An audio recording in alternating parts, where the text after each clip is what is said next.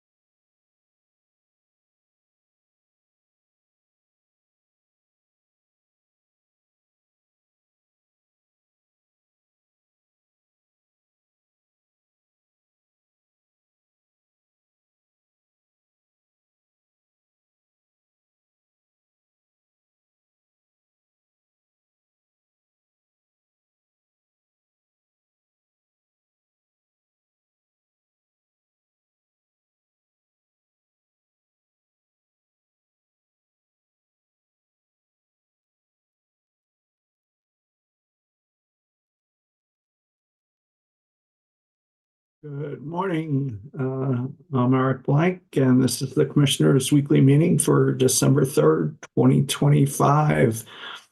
Commissioner Gilman, any preliminary matters? Are you ready to approve the consent agenda as presented? Good morning. I would vote to approve the consent agenda. Commissioner Plant?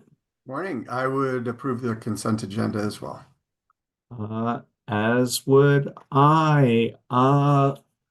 Dr. Fishaber, Ms. Harper, temporary rules to implement railroad wayside detector systems. Dr. Fishaber. Morning, Commissioners. Pam Fishaber, Deputy Director of Public Safety. This morning before you is an order to issue an additional temporary rule for the wayside detector reporting. The one that you put into place last year at the end of December expired on July 21st of 2025. We did open a notice of proposed rulemaking on September 26th of 2025 for the wayside detector reports, as well as crossing obstructions. The ALJ that's been assigned to the rulemaking has scheduled a second public comment hearing for that matter that is after January 1st of 2026. So we need to put the temporary rule in place to have the wayside detector reporting requirements for the railroads in place before January 1st of 2026. Do you have any questions? I do not. Commissioner Gilman? No questions. Commissioner Plant? Nope. Anything else, Dr. Fishaber? Do we need, I guess, Commissioner Gilman, a vote? Yeah, sure. I agree with your recommendation, Dr. Fisher. Commissioner Plant? I agree as well. As do I, and that can be an ABC decision opening the proceeding and issuing temporary rules. So thank you, Dr. Fishaber. Thank you, Commissioners. Proceeding number 25V-0497EC, petition for waiver of rules. Mr. Riley. Good morning, Commissioners. Nate Riley with Transportation Staff. On November 10th, 2025, the petitioner Book and Ride filed a petition for a waiver of Rule 6305, luxury limousine, as it pertains to a 2020 Nissan Altima with approximately 233,000 miles. The waiver was requested from October 27, 2025 through June 5th, 2028 for a period of approximately 2.5 years. The petition was noticed on November 17, 2025, and no interventions were filed opposing the waiver. In support, petitioner states they are filing for reasons of hardship, indicating they will obtain nicer vehicles once they have raised enough money to do so. For the underlying vehicle, petitioners submitted photos of the interior and exterior, maintenance records, and a business filing from the Colorado Secretary of State. At this time, I'm happy to answer any questions you may have. Otherwise, I'm prepared to move on to the recommendation. Oh, geez, Commissioner Gilman, what do you think?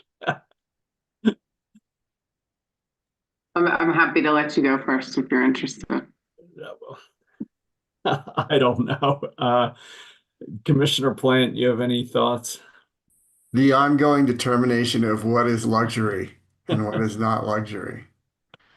I don't know what the recommendation is from Mr. Riley, but Mr. Riley, do you want to give your recommendation? Of course. It is recommended that the commission deny the petition as there does not appear to be enough justification to grant the waiver as requested.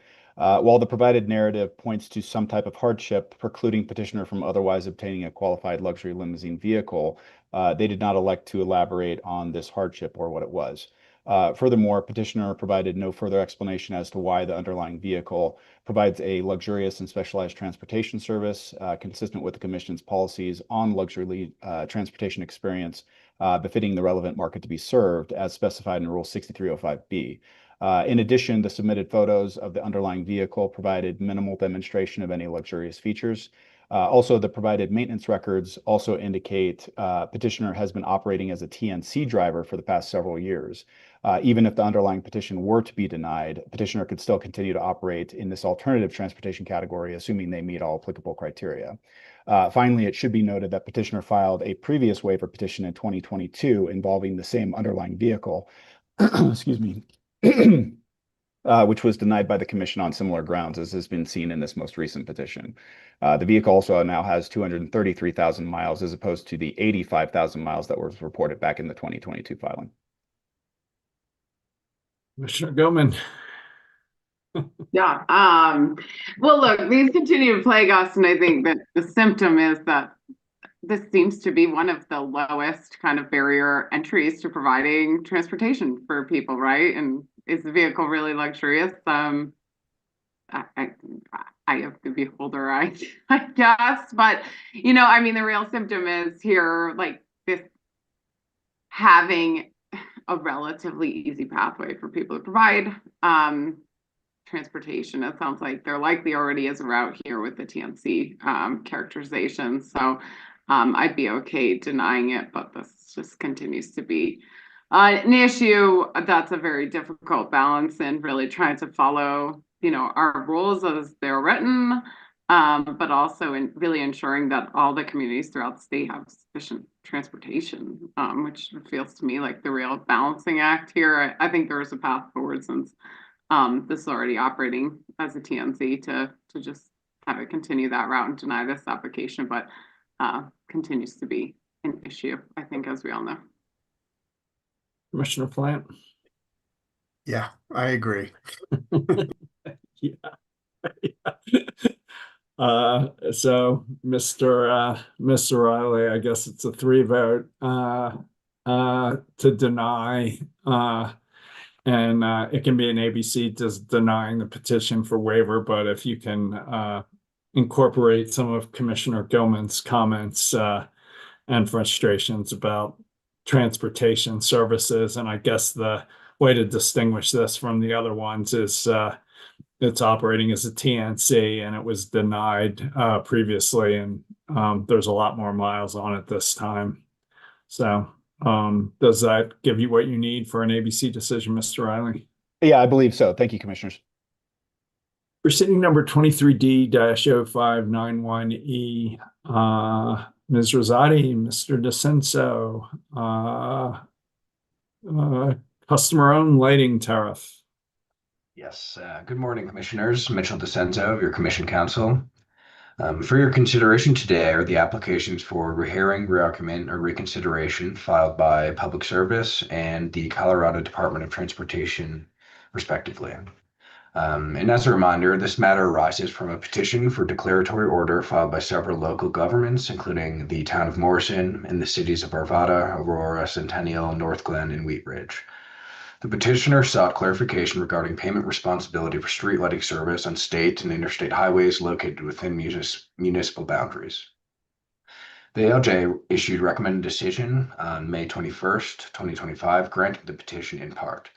The ALJ found that, based on the record, CDOT is currently paying for at least some of the streetlights at issue under the company's customer-owned lighting, or COL tariff, and that the transfer provisions required to shift payment responsibility under the COL tariff have not been met. The ALJ emphasized that the decision was grounded solely in the Commission's jurisdiction over utility tariffs and did not interpret or enforce any provisions of the Transportation Code and Colorado statute. The company and CDOT filed exceptions to the recommended decision, and on October 16, 2025, the Commission ultimately upheld the recommended decision and affirmed the ALJ's narrow finding that the transfer provisions under the COL tariff have not been met. Following that decision, both Public Service and CDOT filed applications for RRR. And I'll begin with Public Service's arguments, which raises several objections to the Commission's decision. First, the company argues that the Commission erred by focusing too narrowly on the COL tariff and excluding evidence related to the street lighting, or SL tariff. Public Service contends that the Commission had previously indicated it would consider the company's street lighting tariffs and that this required a broader analysis. The company maintains that the disputed streetlights have long been billed under the SL tariff and that the municipalities are the customer of record and that the COL tariff did not exist in 2010. Second, Public Service challenges the Commission's finding that CDOT's been paying for some of the street lighting service under the COL tariff. The company argues that this conclusion is unsupported by competent evidence and relies on vague discovery responses and arguments of counsel, which it asserts are not evidence under Colorado law.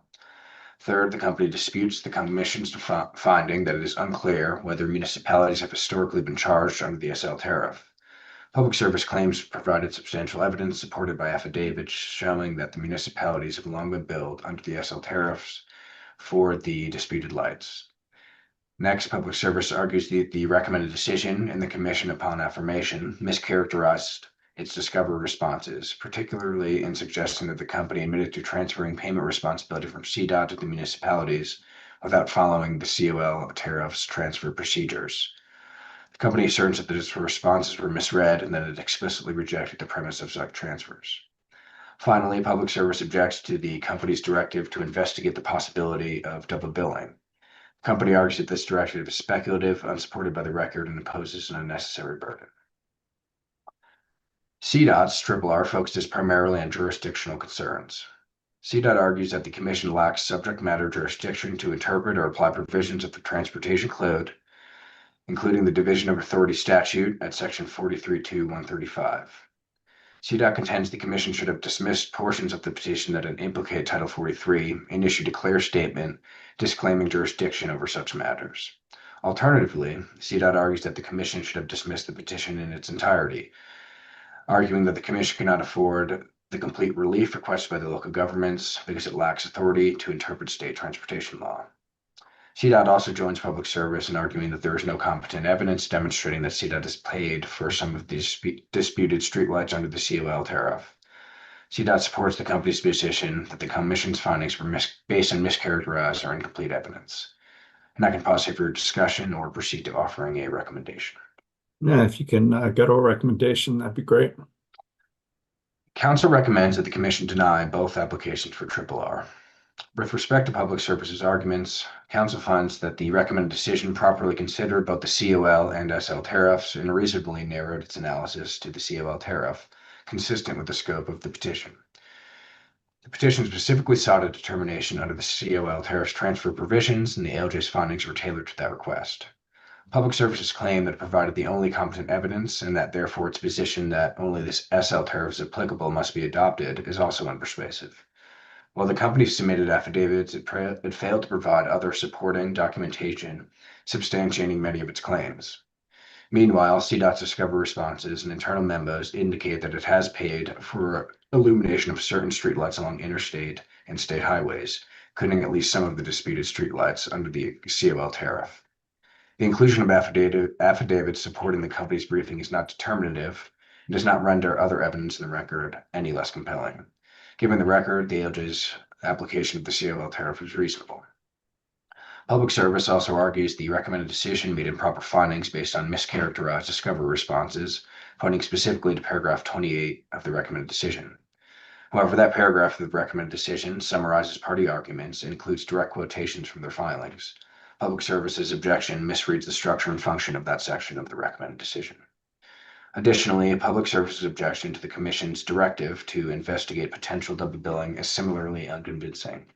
In its decision on exceptions, the Commission observed that based on the filings here, it appears that the dispute between CDOT and the local governments would be greatly assisted by Public Service further investigating this matter and cooperating with CDOT and the local governments to arrive at a shared understanding of the relevant facts.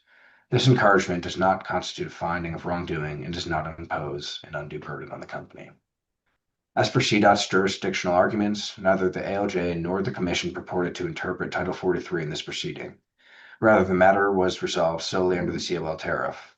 To the extent CDOT seeks a broader declaration that the Commission lacks jurisdiction over any matter touching Title 43, Council recommends that the Commission decline to issue such a sweeping statement.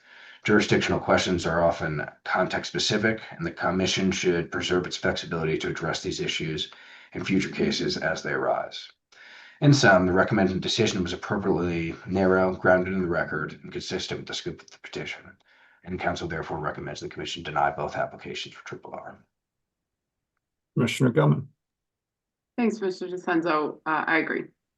Commissioner Flynn, I also agree. as do I, and that can be an ABC decision denying the applications for RRR. So thank you, Mr. DeCenzo. Thank you.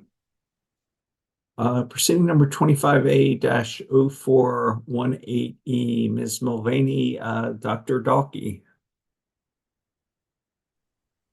Good morning, Commissioners. I am Katie Mulvaney of your Research and Emerging Issues team, joined by Stephen Dalkey of trial staff. Today, I'm here to recommend that the Commission schedule a Commissioner Information Meeting for December 16, 2025, from 1 p.m. to 4 p.m. to discuss two topics related to large loads. The first topic will be staff's presentation of a report on large load customer outreach conducted as part of proceeding number 25I-0418E, an investigatory docket opened by decision number C25-0722. The Commission directed staff to conduct outreach to both prospective and current large load customers of Colorado regulated utilities. The outreach seeks to investigate concerns communicated to the Commission through proceedings, letters, and public comments that utility and regulatory processes are not compatible with the needs of large customers and the economic development community. Additionally, the Commission directed staff that initial outreach should focus on topics relevant to the large load customer tariff Public Service Company of Colorado is directed to file early in 2026. The decision opening the iDocket requested a report due 60 days after issuance, which will be this coming Monday, December 8th. Staff plans to file this report on December 8th and present its findings for the SIM on December 16th. The second topic will cover research and emerging issues, or REI team research, on large loads in other states. REI's steering committee, made up of Commission leadership, determined earlier this year that this was an important topic to prioritize. In addition, REI's research provides information from other states on some of the topics staff discussed with large load customers in the iDocket outreach. REI will cover load forecasting, resource planning, emissions impacts, transmission planning, tariff design, cost allocation, risk allocation, and ratepayer protections as it relates to large loads in select states. Again, I recommend this SIM be conducted remotely Tuesday, December 16th, 2025 from 1 p.m. to 4 p.m. And Mr. Dalkey and I are happy to answer any questions you may have. Well, thanks for laying this out and really looking forward to seeing what you find. So seeing what you found. Commissioner Gilman, comments, thoughts, questions? No, likewise, I would echo those comments. Look forward to the work and getting a briefing from you all, and the timing works fine for me. Commissioner Flynn? Yeah, I agree. Thanks for all your hard work on this. I'm looking forward to the discussion. With that, let's set the Commissioner Information Meeting for December 16th, 2025 at 1 to 4 by minute entry. So thanks a lot, you guys. Thank you, Chair. Thank you. I think the next item, 25M-0005E, let's table to next week. I think there's still some issues we're trying to track down. So let's jump to 25V-0480E, the joint petition for a variance regarding Comanche 2. If you could lead us through it, Mr. Eden, that'd be great. Thank you. Good morning, Commissioners. I'm Michael Eden with your advisory team, and today I'll be presenting for your deliberations the joint petition that was filed on November 10th, 2025 by Public Service Company of Colorado, trial staff of the Commission, the Utility Consumer Advocate, and the Colorado Energy Office. I'll refer to these parties collectively as the joint petitioners. At a high level, the joint petition seeks permission to modify the planned retirement date of the Pueblo Unit 2 coal-fired facility from December 31st, 2025 to December 31st, 2026. Before I get too much farther, however, I'll turn it over to Assistant Attorney General Mitch DeCenzo for a presentation of the pending motions for permissive intervention. Thank you, Mr. Eden. Yes, I will be quickly addressing the interventions before handing it back to Mr. Eden to address the substance of the joint petition. And first, I'll note that under Commission Rule 1200A, parties shall include any person who initiates action through the filing of a complaint, application, or petition. And therefore, Public Service, trial staff of the Commission, the Colorado Energy Office, and the Office of the Utility Consumer Advocate as the joint petitioners are parties to this proceeding. Aside from that, several unopposed motions for permissive intervention have been filed. These include motions for permissive intervention by Colorado Energy Consumers, Western Resource Advocates, the City of Boulder, Climax Molybdenum Company, the City of Pueblo, Pueblo County, and Pueblo Economic Development Corporation, collectively the Pueblo Interveners, the Conservation Coalition, composed of NRDC and Sierra Club, Colorado Renewable Energy Society, and the Environmental Justice Coalition, composed of Green Latinos, Grid Alternatives, Ebony Advocates, NAACP Pueblo Branch, Roots to Resilience, and Vote Solar. And under Commission Rule 1401C, movements must demonstrate a pecuniary or tangible interest that may be substantially affected by the outcome of the proceeding, and that such interest would not be otherwise adequately represented. And Council finds that each of the interventions filed meet the requirements of Rule 1401C and that none of the motions are opposed. The movements have demonstrated distinct interest and in many cases have participated in prior related proceedings before the Commission. Council therefore recommends that the Commission grant all 8 motions for permissive intervention and allow them to become parties to this proceeding. That works for me. Commissioner Gellman. I agree. Commissioner Plant. I agree. Thank you, Mr. DeCenzo. Back to you, Mr. Eden. Yes, thank you. So getting back to the substance of the joint petition, the joint petitioners argue that the extension of Unit 2 is necessitated by the extended outage of the Pueblo Unit 3 coal-fired facility, the increasing peak load growth, supply chain and geopolitical impacts, and a reassessment of Public Services resource accreditation and planning reserve margin methodologies. The joint petitioners propose a 2-step process for further evaluation. For the first step, the company will provide a report to the Commission on March 1st, 2026, which will include, among other things, an update on the repair and return to service status of Pueblo Unit 3. For the second step, the company commits to submit an application on June 1st, 2026. The joint petition states that this application will likely focus on intermediate and long-term contracts, resource acquisitions, new distributed energy resource opportunities, and potential demand response or programming changes. As you know, we've received significant feedback on this joint petition, including responses from Western Resource Advocates, or WRA, Conservation Coalition, the Environmental Justice Coalition, or EJC, Boulder, the Colorado Renewable Energy Society, or CRES, the Colorado Energy Consumers, or CEC, Climax Molybdenum, and the Pueblo Interveners. In addition, the Commission received numerous public comments. So if it's okay, I'll go through briefly all of the parties' positions and then come back with each of the decision points. That'd be great. So WRA, EJC, and Conservation Coalition each filed separate responses but all three support an alternate plan. Essentially, the alternate plan is a set of operational guardrails the three interveners argue the Commission should adopt if the Commission agrees to extend Unit 2. So first, the alternate plan would place a status quo operational limitation on the operation of Unit 2 and 3, designed to limit the total combined generation from Units 2 and 3 to approximately 3.9 million megawatt hours in 2026. The alternate plan reaches this operational limitation by applying the annual capacity factor limit that the 2021 ERP-CEP settlement applies to Unit 3 in 2026. Second, the alternate plan would require monthly reporting related to the continued operations of Unit 2 and Unit 3 and associated costs incurred, as well as information about the company's large load forecast. Third, the alternate plan would establish an accelerated process to determine public services resource adequacy position, identify near-term solutions, and provide direction on the continued operation of Unit 2 and Unit 3. Specifically, under the alternate plan, the company would be required to file an application within 60 days of the Commission's final decision on the petition to receive Commission guidance on public services near-term resource adequacy position for the years 2026 through 2028, as well as on the future operation and life of Unit 2 and Unit 3.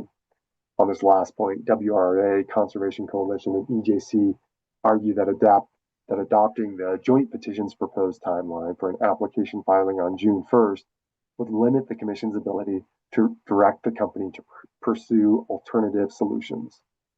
The three interveners who support the alternate plan raise other arguments in support of their position.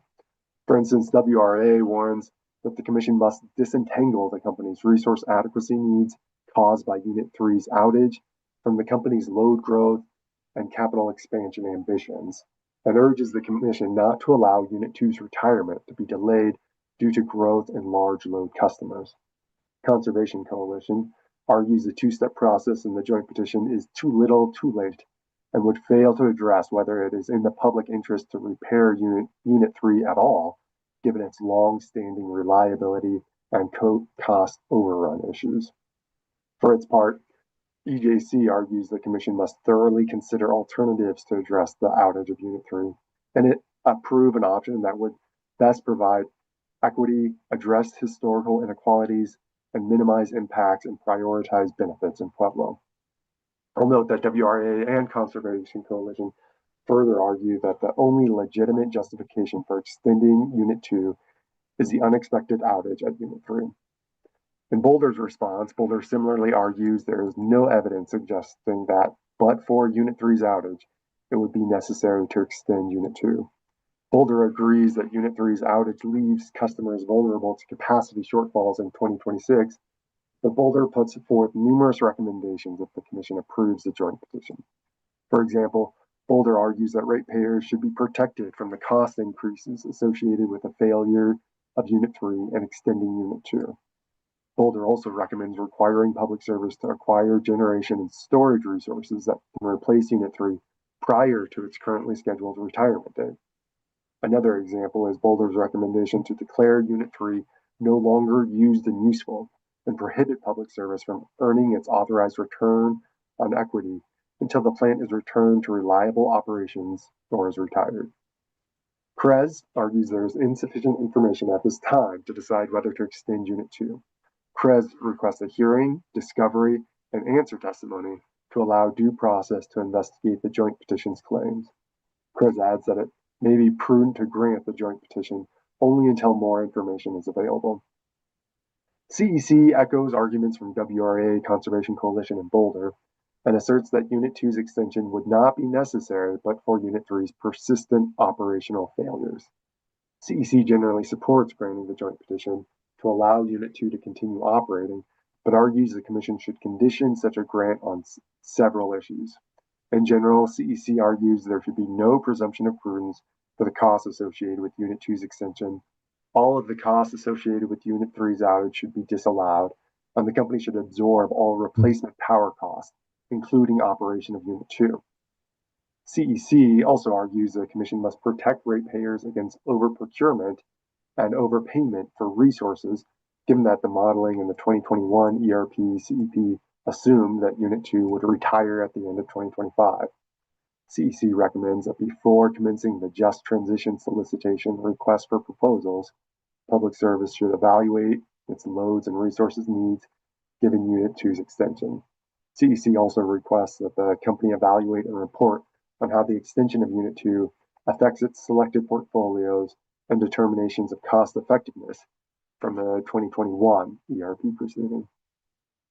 Climax supports granting the variance to extend Unit 2's retirement date to December 31st, 2026, but argues the Commission should clearly state that all costs incurred as a result of Unit 3's outage and Unit 2's extension carry no presumption of prudence.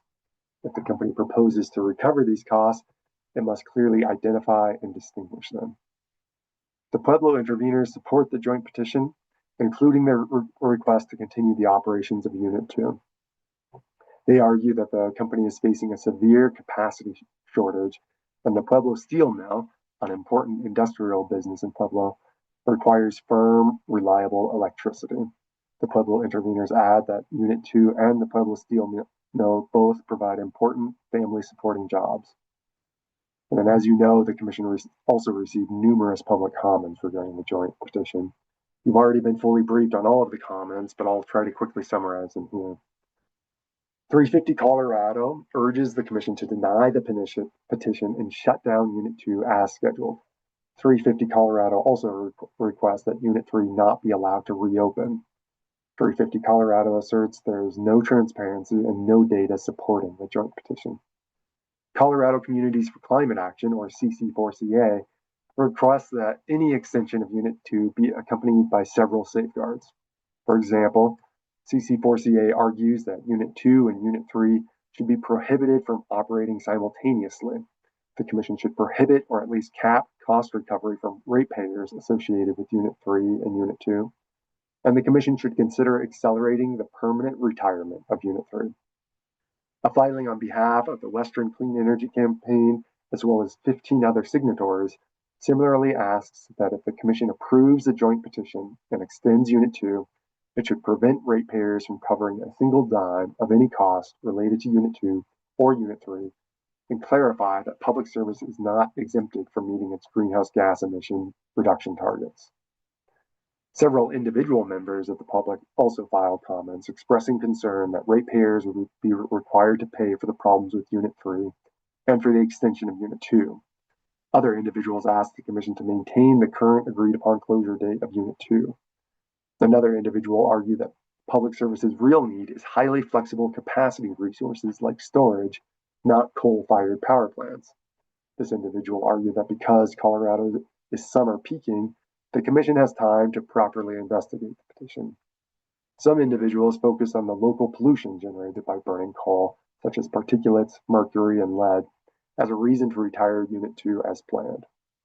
Another public commenter urged the Commission to require Public Service to file much more detailed information regarding Unit 2 in early 2026, to create a presumption against bringing Unit 3 back online, and to establish a presumption that costs associated with Unit 3's outage will be borne by the company, not its ratepayers. Other individuals, however, supported the requested extension of Unit 2, noting the continued need for reliable power.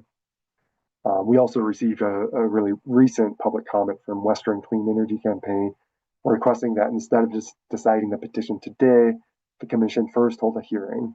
They argue that a hearing would give interveners an opportunity to express their critiques and improve upon what Public Service has proposed.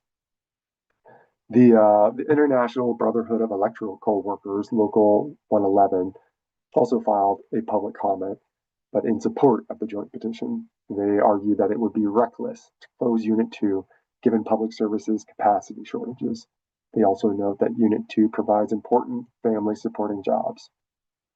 The organization Colorado Concern also filed a comment in support of the joint petition, arguing that the Commission should look at the reality of the current environment of exponential increases in energy demand. So back on November 26, 2025, the joint petitioners filed a reply in which they largely opposed the various recommendations from the interveners. The joint petitioners emphasize that the relief they seek is narrow in scope and does not include, for example, a rate-making relief such as a presumption of prudence. The joint petitioners oppose the intervener recommendations for additional reporting and an application filing prior to June 2026. They argue that, unlike the expedited track of the alternate plan, the two-step process allows time to develop comprehensive solutions, party input, and for the Commission to consider alternatives. The joint petitioners also oppose the additional reporting requested by certain interveners. The joint petitioners argue the cadence of the two-step process balances the need for reporting with the work required to assess and to develop a plan to address resource adequacy needs. They indicate, however, that they will try to incorporate the requested information into the March report and the June application to the extent available. The joint petitioners also oppose the alternate plan's operational limits on Unit 2 and Unit 3, asserting the alternate plan proposes the operational limits, quote, without any analysis of current system conditions or Comanche Unit 2's operating capabilities, and without taking into consideration the needs of the company's system operators, end quote. So thanks for your patience while I summarize the various arguments. The first issue the Commission should decide is whether to grant the requested variances that would extend Unit 2, and as well as the underlying justification for extending Unit 2. And if you'd like, I can offer a recommendation on this point. Chair Blank, I believe you're muted. If you guys are all right with it, I think I'd like to hear a recommendation. Would that work for you? Yeah, I'm seeing nodding heads. So if you could take a drink and give us your recommendation, that'd be great. Keep going, yep. So consistent with the joint petition, advisors recommend granting the requested variances to modify the plan to retire Pueblo Unit 2 from December 31st, 2025 to December 31st, 2026. Doing so is consistent with the arguments from the Pueblo interveners and certain public commenters emphasizing the importance of reliable electricity. At the same time, advisors recommend the Commission find that Unit 3's prolonged, unplanned outage is the single justification for granting the requested extension. For the reasons set forth by interveners like WRA, Conservation Coalition, Boulder, and CEC, the joint petitioners have failed to demonstrate that the other reasons listed in the joint petition, such as supply chain and geopolitical issues, justify Unit 2's extension. With this recommendation, the Commission would be rejecting requests from CRES and others for a hearing, discovery, and answer testimony prior to a year-long extension of Unit 2. Such due process will be afforded in subsequent proceedings, including the Step 2 application filing and when Public Service seeks to recover costs associated with Unit 3's outage and the extension of Unit 2. Given the prolonged, unplanned outage of Unit 3, the Commission should move swiftly to allow Unit 2 to continue operating, and doing so in no way impedes the Commission from later filing that Public Service acted imprudently. Consistent with Climax's recommendations, if the company intends to recover the costs associated with Unit 3's breakdown and Unit 2's extension, it will have the burden of proving such costs are not redundant or otherwise unreasonable or imprudent. To be clear, however, advisors don't recommend the Commission decide at this junction to disallow the replacement power costs or repair costs associated with Unit 3's outage. Doing so here would be premature.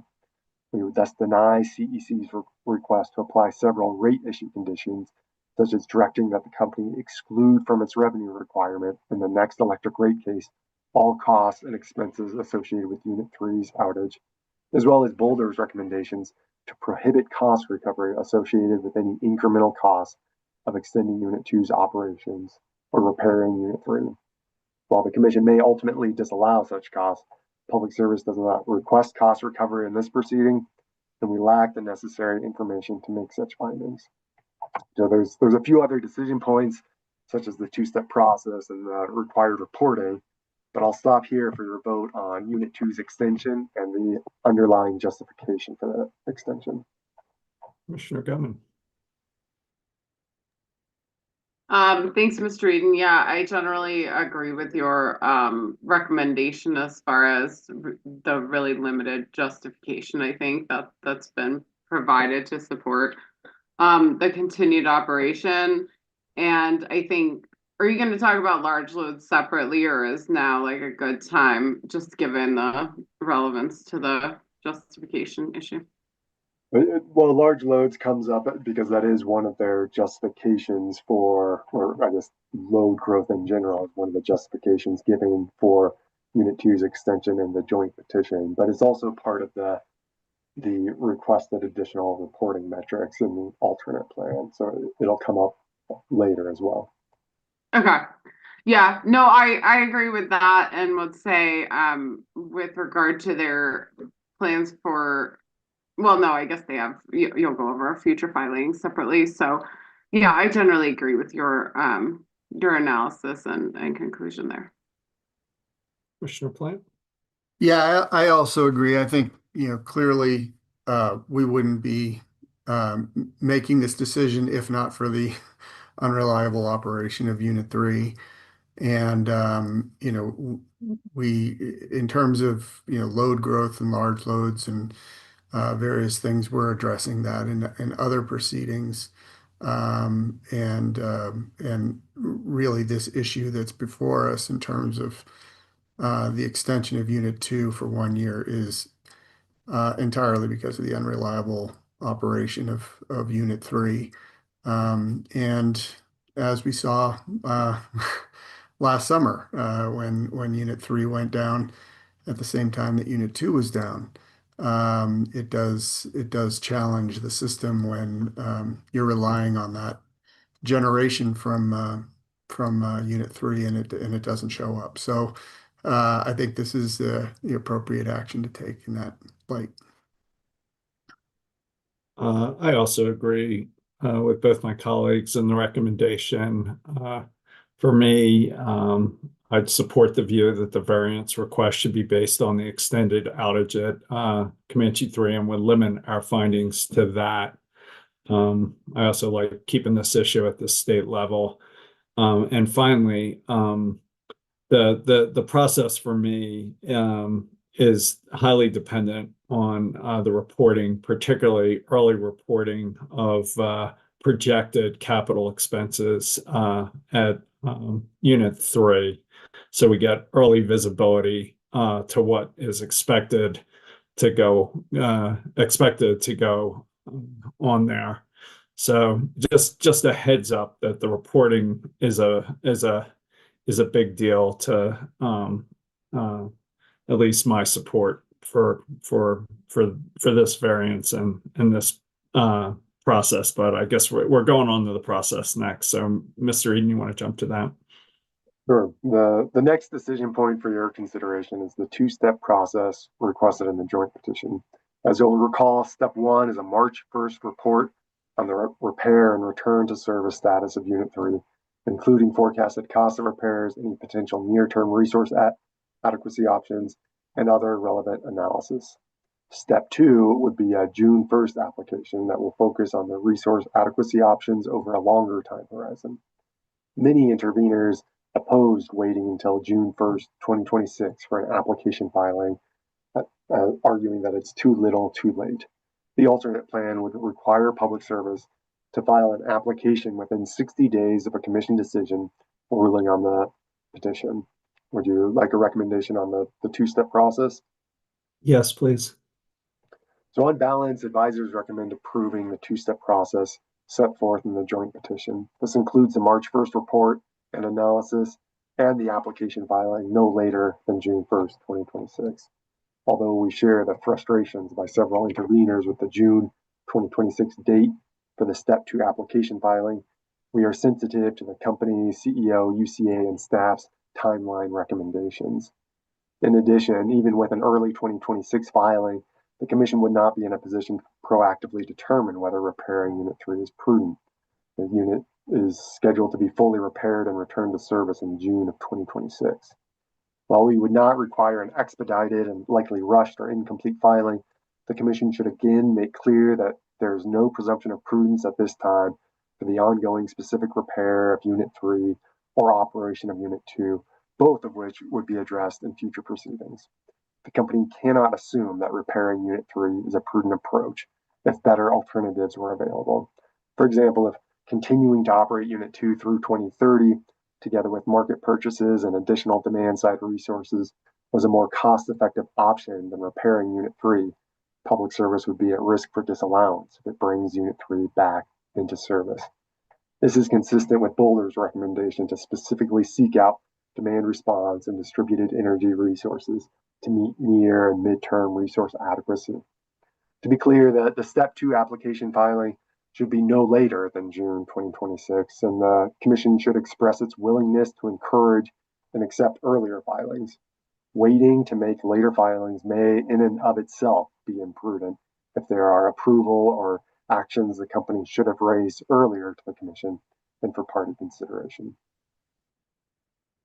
So I guess I support your recommendation, but again, for me, like I was saying, I really want reporting on the projected capital costs of fixing Unit 3 as on a monthly basis and before they're obligated. For me, that visibility is critical to supporting this process. I'm not interested in seeing very large capital expenditures on an after-the-fact prudency review fight. I'd like at least visibility into what's going on ahead of time. So with that one clarification on the reporting requirements, I'm prepared to support the two-step process because I don't think initiating a proceeding before we know what's going on with Unit 3 it will be useful and maybe premature. So that's where I'm landing. But Commissioner Gilman, anywhere you'd like to go? Yeah, thanks. Yeah, I'll say, I mean, I think the timing here is very difficult. I've really been struggling with this June filing, both with exactly what will actually be like provided and litigated in it, which is fairly vague, honestly, in the petition, as well as the actual timing of it. So, I mean, kind of reading the filings, it appears the company somewhat assumes that fixing Comanche 3 will be the path forward here. And clearly this timing seems to indicate it, that we're not even going to get a filing to assess the path forward until they've supposedly already fixed it and spent all the money. That is a backwards process on what analysis should be done, and I think it's pretty notable here. There's a very concerning divergence between the paths forward that a lot of the interveners here think is appropriate and could be in the public interest, and what it appears, the company's kind of de facto path forward looks to be. And obviously this is especially poignant given the very troubled, unreliable, over budget history of Unit 3 pretty much at every turn. And so, every time you don't want to be surprised again by Unit 3 breaking down in a very expensive way or not operating at system peak, that's exactly what happens. And, I think the parties are appropriate to recognize that really kind of calls the question as to the best path forward. So, I get that we're in all these processes with the NTP, with the JTS, every acronym you can name, looking at resources that are coming and what's going to unfold. But, I really struggle with the timing here in this process because it seems to just presume that the company thinks they're going to fix Unit 3 and that's the best way forward. And I think people bring up really appropriate observations that there should be a full analysis on what this looks like going forward. So that being said, I get a lot of information maybe not available just yet. I don't know exactly when it will be available with regard to that. I certainly agree with you, Chairman, with regard to these costs should be identified and known before they're expended. Both with regard to Unit 3, also I'll note, I don't think we have any costs as to the actual cost to extend the life of Unit 2. So we are in the dark about what any of this costs. We are just in a real reliability pickle because once again, Unit 3 has broken in a catastrophic way. And it just so happens we're already somewhat tight on resources. So now it really has created a significant problem. The one thing I do want to say on the reporting, I agree with you, Mr. Eden. I agree with the chair with regard to the enhanced reporting. But I will say, like, even with this monthly reporting, there's no inherent process there where there is like a stop gate for the commission to say, no, stop, right? And the way these things tend to happen, there's a trickle of information. Nothing looks totally egregious at any one point in time. It just gets worse and worse as the costs pile up and we begin to see the full picture. And so I just want to make totally clear, I think the reporting is essential from a transparency purposes and for the parties to have that information and see it as it's transpiring. But there should be no implicit understanding by the company or by anyone else that that is some approval of what they're planning to spend, because they're not asking for approval of it. They haven't asked for approval of any of these expenses. And so the prudency of it will be dealt with later. But, you know, I think there can be a tendency for that to be used as a defense, like, well, we gave you the information or we reported on it. The company simply hasn't even set up a process to ask for approval of the path forward or of those expenses. So I just think that's an important thing to caveat the reporting with, that like that in no way applies that the commission is approving of what is being presented in that or should be spent as an appropriate path forward.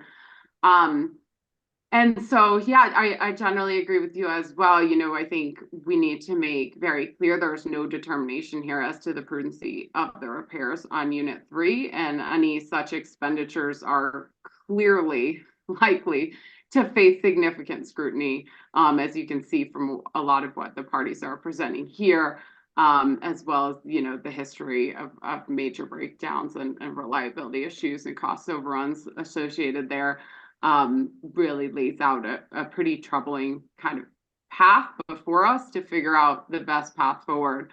But I you know, I very much agree with what Mr. Eden had said. Like, you know, if we get to the end and it turns out there were alternatives that looked better, that's really a risk the company appears to be taking on their own, without asking the commission for approval as to the path forward or presenting any sort of reasonable analysis as to if Unit 3 should indeed be fixed and at what cost. One other thing with regard to the large loads, I know there is some suggestion on reporting around large loads and kind of what's in the queue with some of the alternative plans suggested reporting.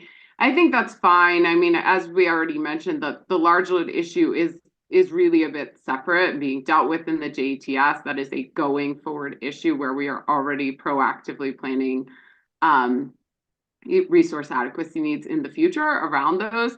But I think in the language I saw, Mr. Eden, it kind of had the in the queue language, very open to interpretation, as we saw in the JTS, what someone thinks is in the queue versus someone else. And so I will say that information to be provided and the reporting should be provided in a similar manner as to it was in the JTS with regard to identifying individual customers, their point in the process, whether it's, I can't remember if we're on steps or percentages, but you know, where they actually are in the process, their ramp, their size, but also identification on if that customer has indeed signed the appropriate contracts and the commercial principles as indicated in our JTS decision. I think to the commission, in a very black and white way, that's the queue. That's the actual queue. There can be other processes to understand the interest and what's going on before that. But I just wanted to make very clear that that reporting should be pretty clear. I'm worried some fuzzy language around in the queue. We just get like one lump sum and it's very unclear, you know, how certain these loads are. So I would just make that suggestion with regard to the large load reporting. And then just to be sure our decision will really reflect, I think, the risk that the company takes here with taking any actions with Unit 3 before any full analysis has been conducted or adjudicated before the commission with regard to the prudency of that. So I support, for purposes of the order, your recommendation that we condition any prudency, that there's no a presumption of any prudency or other benefit associated with the early reporting. I totally support clarifying that in the order.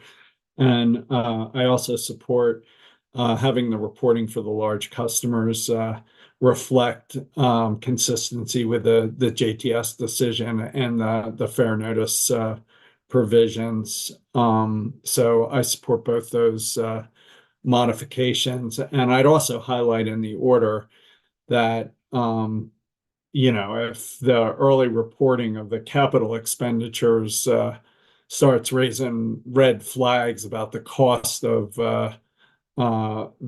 needed to keep Unit 3 open, that the commission may choose to take a look at it before June.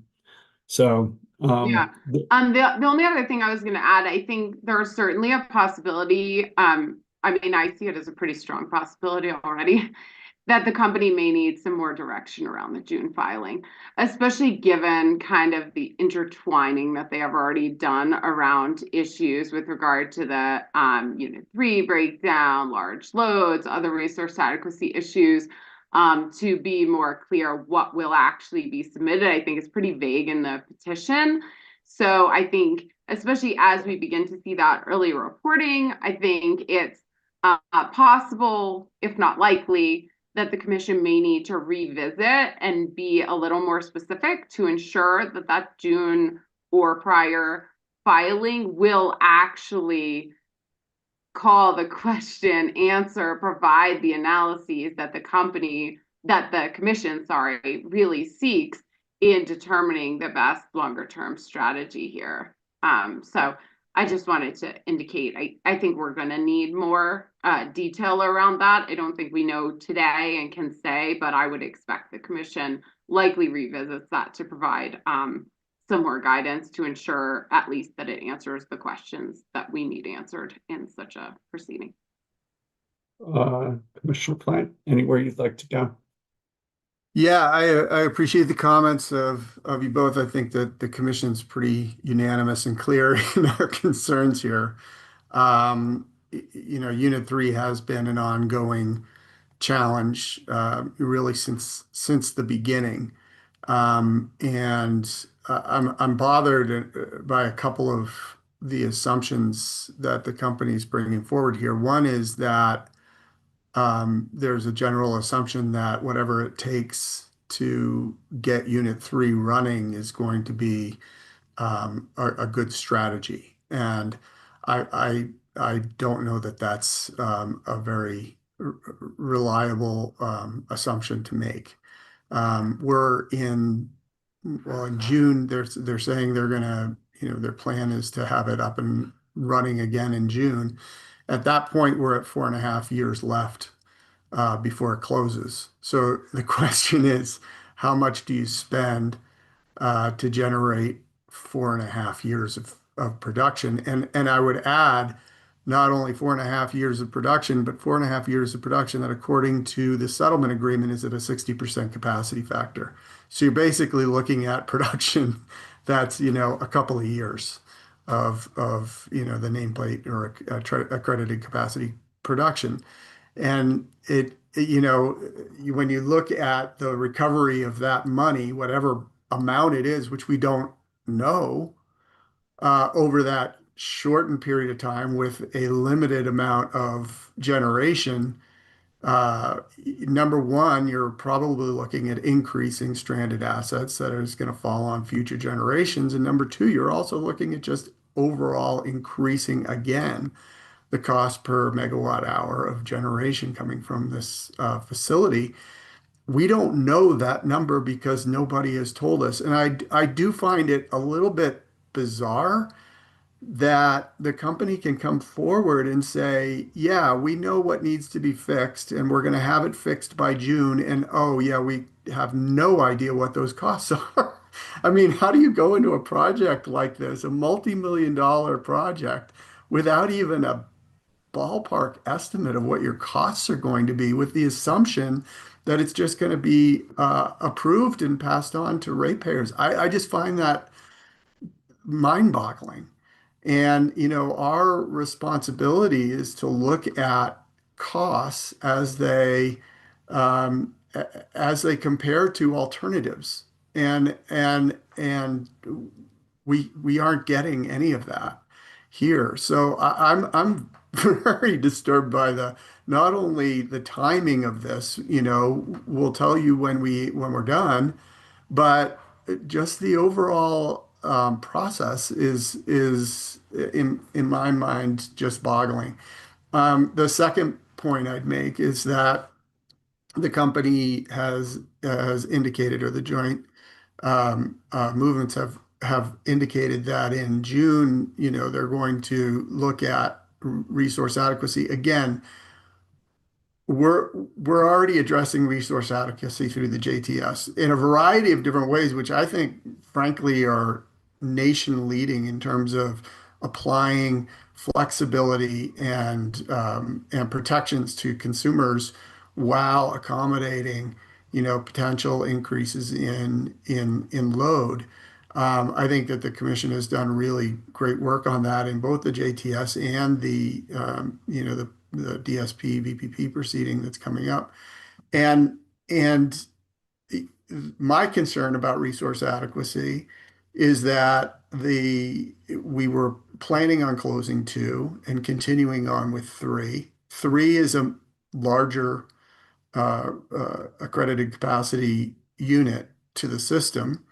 So my question is, with 2 online and 3 offline, how does that impact resource adequacy? Because that's the number one question. I think clearly we don't need both of these plants.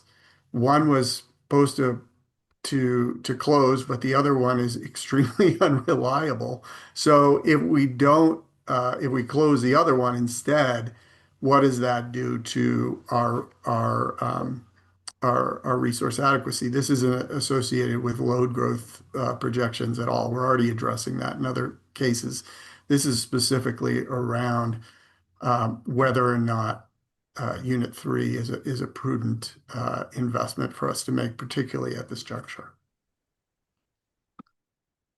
Does that give you what you need, Mr. Eden, to draft hopefully an ABC order? Well, there's a few more. No, I know we're not done with reporting and operational constraints. I meant on this issue. Yeah, it gives me what I need on the 2-step process. I think we're most of the way there on the additional reporting. I wanted to have a little bit more clarification on that issue. It sounds like the commission has agreed with the additional reporting set forth in the alternate plan, but with modifications to explicitly require that major capital expenditures must be reported prior to those expenses being obligated, as well as Commissioner Gilman's clarifications to the large load reporting requirements in that are set forth in the alternate plan.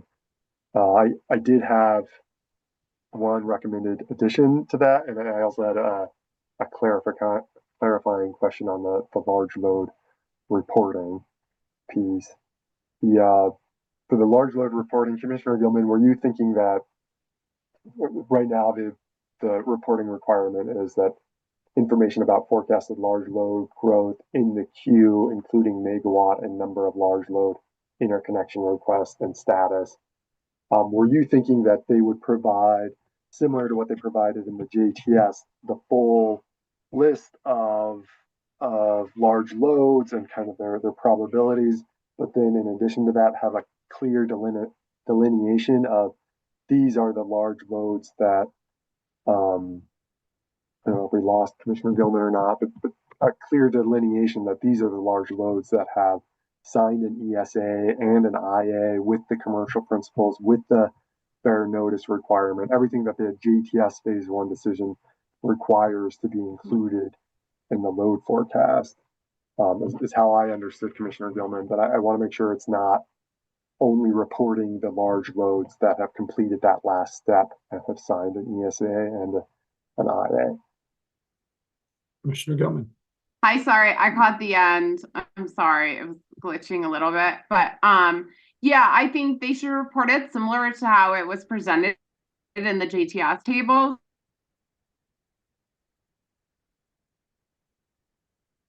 Yeah, I agree with Especially around those customers that have signed onto the agreements and commercial principles, but inclusive of those that are earlier in the process as well, though. But there just needs to be transparency around where they actually are in the process rather than kind of presenting them as a monolith of a queue as if they're all the same likelihood. Commissioner Plant. Yeah, I agree with Commissioner Gilman. I mean, I think we laid out what constitutes the queue as it relates to large loads. That's what I would suggest is the large load forecast. And overall load forecast we modified as well in the JTS, and I think that needs to be incorporated overall into their load forecasting as it's reported here. But specifically to large loads, yes, we established what constitutes the queue, and that should be what is reported. I agree. Does that give you what you need, Mr. Eden? Yeah, I think it sounds like all of the large loads, like they presented in the JTS, but clearly delineating those large loads that have met the standards that we set forth in the JTS phase 1 decision for being included in the load forecast. My one additional reporting recommendation is that public service also be required to describe, just in the March 1st, 2025 step 1 report, whether the continued operation of Unit 2 impairs the ability of the Arroyo 2 resource from delivering the energy. So the Arroyo 2 resource is a 335 megawatt solar project based on the company's CPCN testimony. This solar project was designed to use the same transmission capacity as Unit 2. So if this renewable resource cannot operate while Unit 2 is operating, that's potentially another cost of Unit 3's breakdown that the company should be required to track. I totally support that. Reporting requests, Commissioner Gilman. Yeah, I agree, Mr. Eden, and probably more generally, if there are new or other generating resources intended to use the same, transmission ties or resources as Comanche 2 or 3, those should be identified, and the impact on one or either of those plants' operation should be more clear. I don't know, I trust you. I don't know for sure it's only Arroyo 2. Like, I would rather be a little more general to cast the net a little wider, make sure we are not getting any errors by omission here in our understanding of the overlap of the use of those transmission assets. I'm good with that broadening, Commissioner Plant. Yeah, I agree, and I think that also needs to go into, I mean, obviously we'll go into our determination of the cost and benefits of bringing 3 back online as well. Okay, I think that gives me what I need for the reporting piece of it. The next issue is the operational limitations requested in the alternate plan.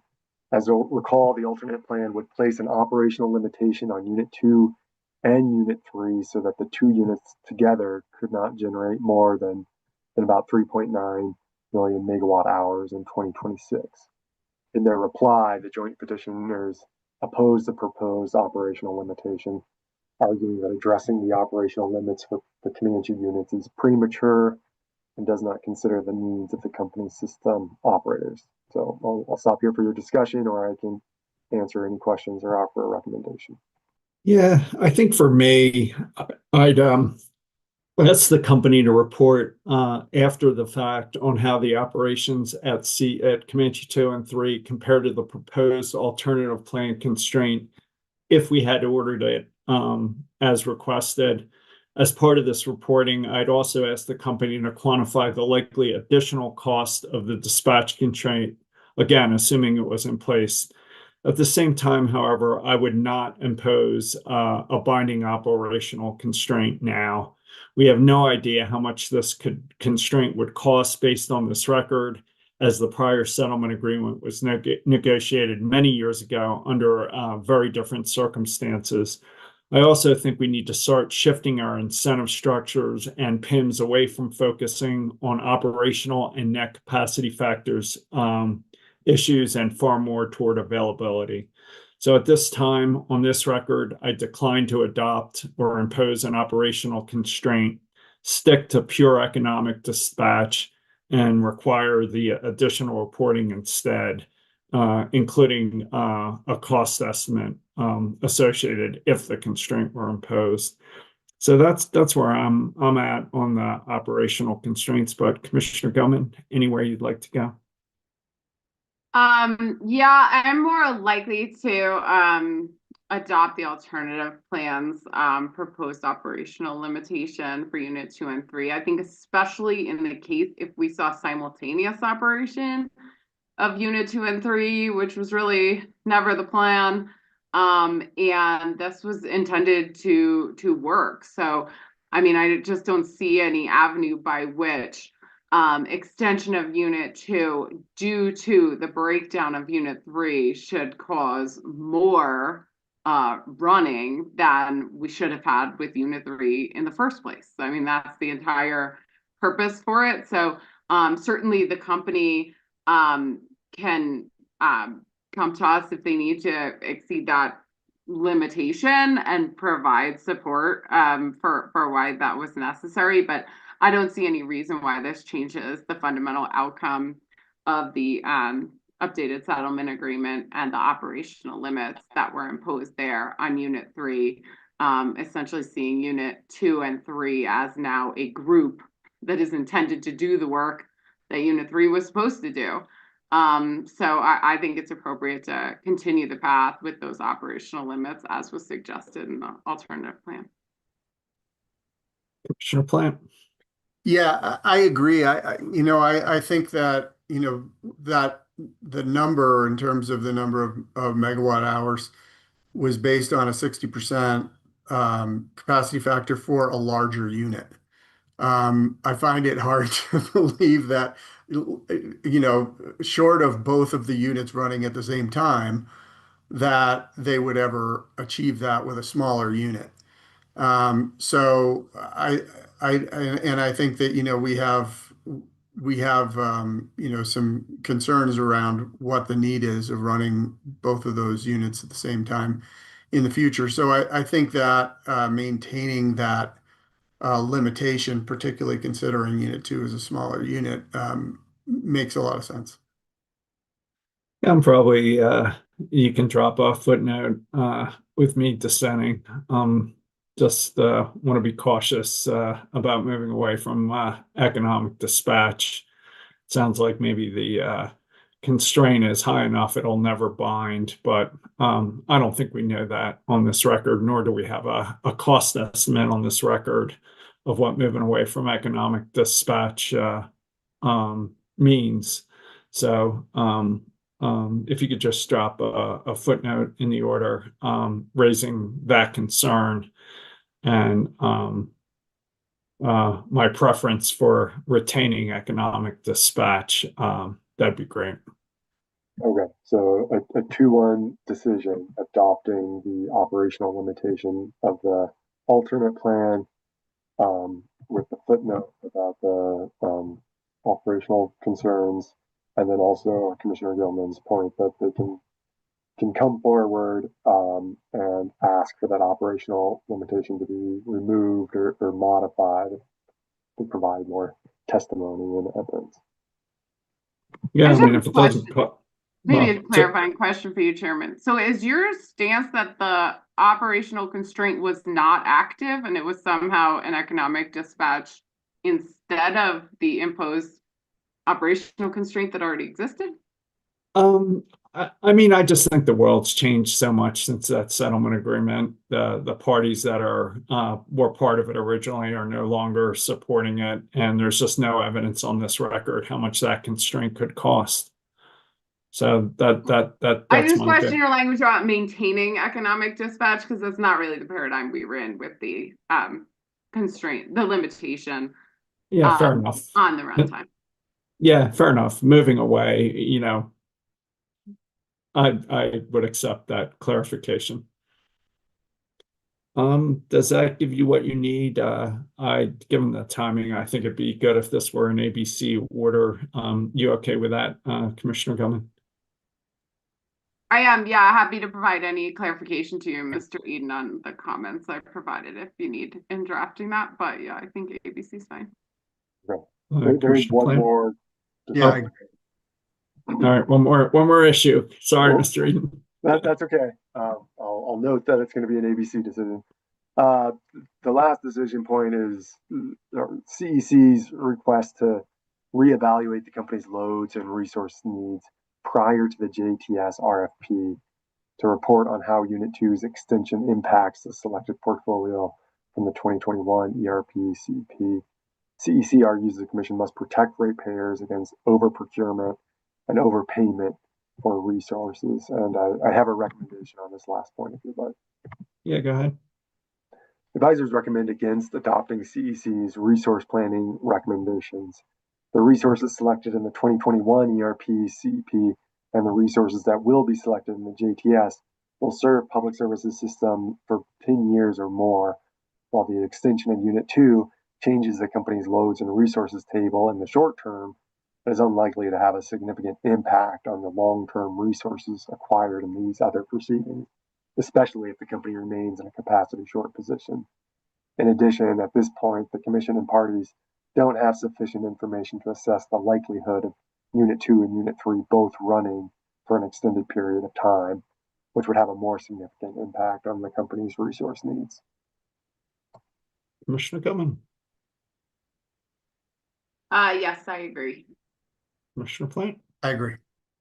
As do I. Does that conclude our discussion, Mr. Eden? That finishes my list of issues, so thank you. Thanks, and again, that can be an ABC order consistent with your recommendations and this discussion. So thank you, sir. Commissioner Gilman, final comments? No, nothing additional. Thanks. Commissioner Plant? Nothing additional. Thank you. With that, we're adjourned. See you both in 40 minutes.